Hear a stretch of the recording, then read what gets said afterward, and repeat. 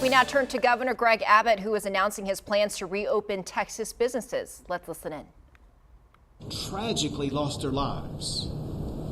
Economic damage has hit even more Americans than the coronavirus itself. More than 22 million Americans have filed for unemployment. More than 1 million Texans have filed unemployment claims. Businesses have shuttered. Paychecks have disappeared. Food bank lines are swelling across Texas as more families seek food that they desperately need. Well, in typical Texas fashion, you have come together to support one another. You have made personal sacrifices to ensure that our state slows the spread of COVID-19. You helped to reduce the number of Texans who needed hospital care. You truly helped to save lives. Now, Texas needs you to continue those efforts. But I want you to know that we are especially grateful for the doctors, the nurses, the first responders, and all medical personnel who have been battling on the front line against this invisible enemy. We're also thankful to the unsung heroes serving as childcare staff, grocery clerks, food service providers, and the folks who clean our hospitals. And we're grateful for President Trump, Vice President Pence, and the entire Trump administration for being available to me and my fellow governors 24/7 throughout this entire pandemic. I also want to recognize the members of the Texas House and Texas Senate for their ongoing leadership in their districts. And I want to recognize all of our local leaders for their continued partnership as we collectively respond to the coronavirus in Texas. Because of the efforts by everyone to slow the spread, we're now beginning to see glimmers that the worst of COVID-19 may soon be behind us. The number of infections and hospitalizations is beginning to level off. We have a steady supply of PPE like face masks. We have plenty of hospital rooms and ventilators to treat our fellow Texans. And the deaths, while far too high, will not come close to the early dire predictions. And I'll add this: Texas has the second most recoveries from COVID-19 of all states in America. We have demonstrated that we can corral the coronavirus. We continue increasing our testing capabilities to help us identify and care for Texans who have COVID-19. New strategies are being used by private businesses and the public sector to contain the coronavirus. Things like checking temperature, distancing practices, and better sanitation standards. We've shown that we can both continue our efforts to contain the coronavirus while also adopting safe standards that will allow us to begin the process of reopening business in Texas. So today I'm issuing an executive order that outlines how we go about opening the Texas economy, helping you return to work using the safest standards to contain the coronavirus. Now, in opening Texas, we must be guided by data and by doctors. We must put health and safety first. We must prioritize protecting our most vulnerable populations. We will be getting input from medical professionals as well as business and community leaders to determine the safe and sure way to reopen business in Texas without spurring the spread of the coronavirus. To guide this effort, I have formed a statewide strike force to open Texas. The team includes Lieutenant Governor Dan Patrick, Speaker of the House Dennis Bonnen, Attorney General Kim Paxton, and Comptroller Glenn Hager. They are joined by a team of nationally recognized medical advisors who will inform us about the best healthcare standards to prevent the spread of COVID-19. Those advisors include the Commissioner for State Health Services, Dr. John Hellerstedt. They also include Dr. Mark McClellan. He served both as FDA Commissioner and Medicaid and Medicare Administrator for the United States of America. It also includes an infectious disease specialist and Director of Testing and Tracing of COVID-19 at the University of Texas Dell Medical School, Dr. Parker Hudson. And they include Dr. John Zerwas, the Executive Vice Chancellor for Health Affairs at the University of Texas System. They will work together to develop a medical architecture to comprehensively test and trace COVID-19 that will enable Texas to gradually and safely begin the process of returning to work and returning to other activities while we wait for the immunizations that will end the threat of COVID-19. Our medical team will work with an advisory committee of successful business and community leaders who will share information and innovative ideas to help businesses strategically reopen while also containing the spread of the coronavirus.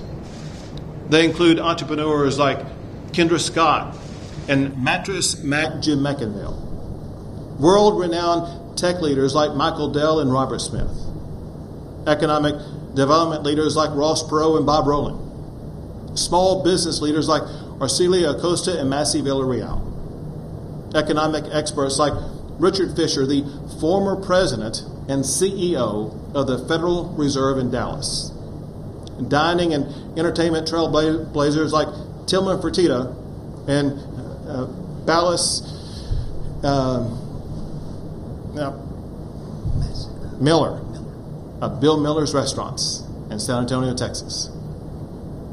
Nonprofit organizations, leaders like Nancy Kinder and Kirk Watson, the founding dean of the University of Houston Hobby School of Public Affairs. This team will collaborate with working groups to open up Texas while keeping our communities safe. They will be led by a chairman who has successfully run businesses and knows his way around the Capitol, James Huffines. He will preside over a full-time staff spearheaded by Mike Toomey, a proven chief operating officer who knows how to quickly deliver results. I want you to know that I've already begun working with this team about next steps for Texas.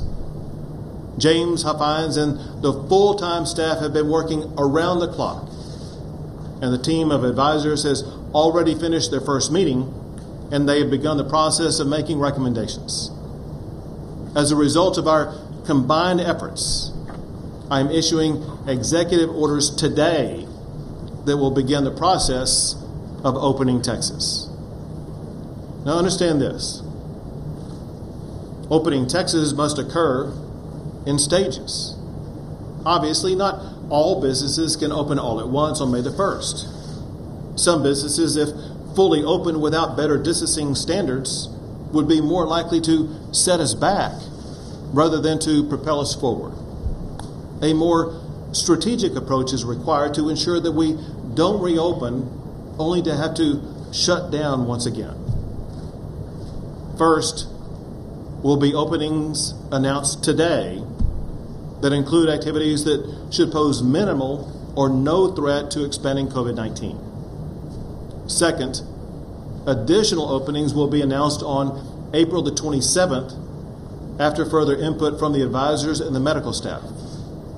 Third, even more openings will be announced in May when it is determined that the infection rate continues to decline, that hospital capacity remains available, and when testing capacities are sufficient to detect and contain outbreaks of COVID-19. The first executive order today establishes the governor's strike force to open Texas. It sets out the organization and the duties of the strike force. They will gather information and make recommendations about ways that businesses can reopen, as well as the safe practices those businesses should use. My next executive order focuses on doctors, nurses, hospitals, and medical staff. Many doctors and nurses have been sidelined because of the need to postpone non-essential medical procedures.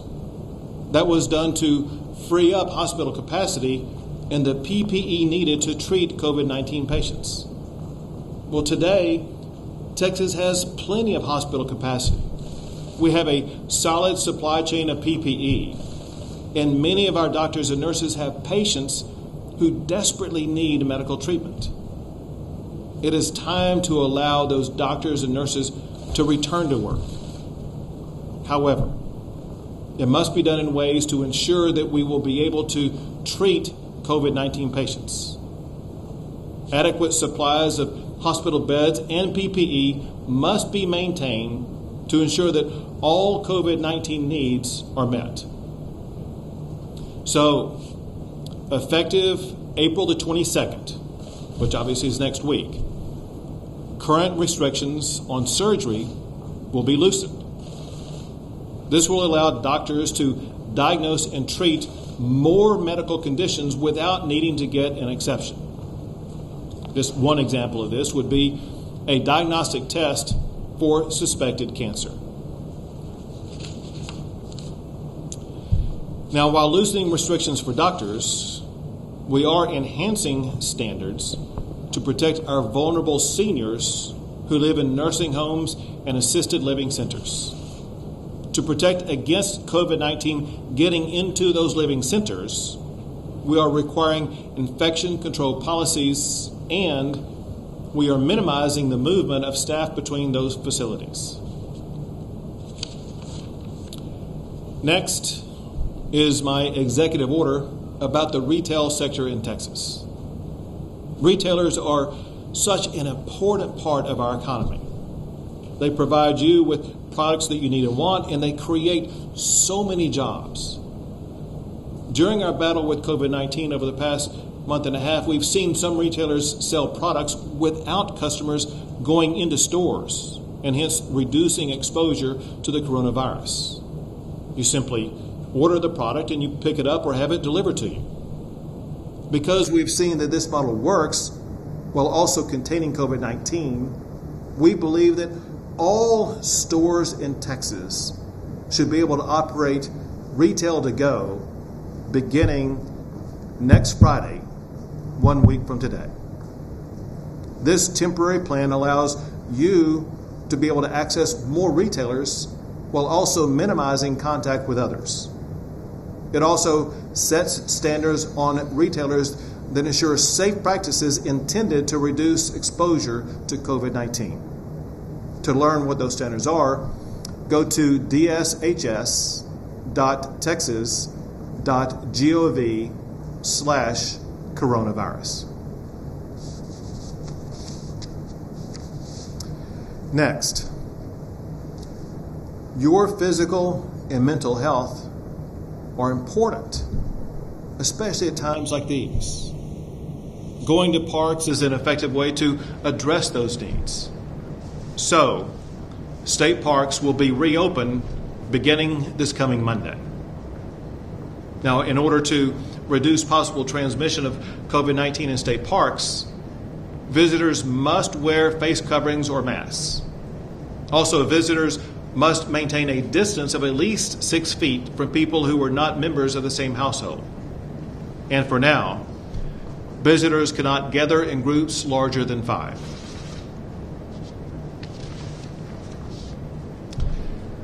Today's executive order also addresses schools. The team of doctors advising us have determined that it would be unsafe to allow students to gather in schools for the foreseeable future. As a result, school classrooms are closed for the remainder of the 2019-2020 school year.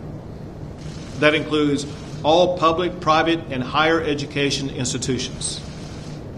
Now, teachers will be allowed in the classroom for video instruction if they choose, or to perform administrative duties, or to clean out their classrooms. For public education, TEA Commissioner Mike Morath will soon provide more details about how to proceed, and he will explore how to conduct graduation ceremonies. For higher education, Commissioner Harrison Keller will provide similar advice to colleges and universities about how to conclude programs this semester and how to operate semesters this coming summer. Next steps. On Monday, April the 27th, we will announce additional ways to open Texas.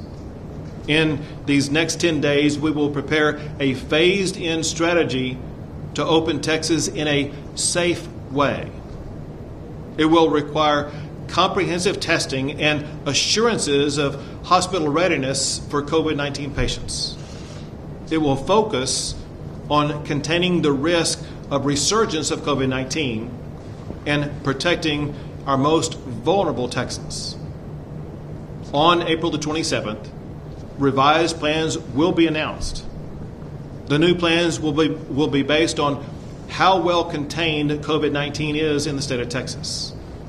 The plans will consider standards to protect our vulnerable residents while allowing others to increase their interactions. They will outline which practices are safe for employers to use. They will consider the possibility of opening more venues like restaurants, movie theaters, and other gathering places that can provide safe distancing practices. They will also consider expanding elective surgeries. We will consider, in fact, all strategies that may open up Texas while also keeping us protected from the expansion of COVID-19. Let me close with this.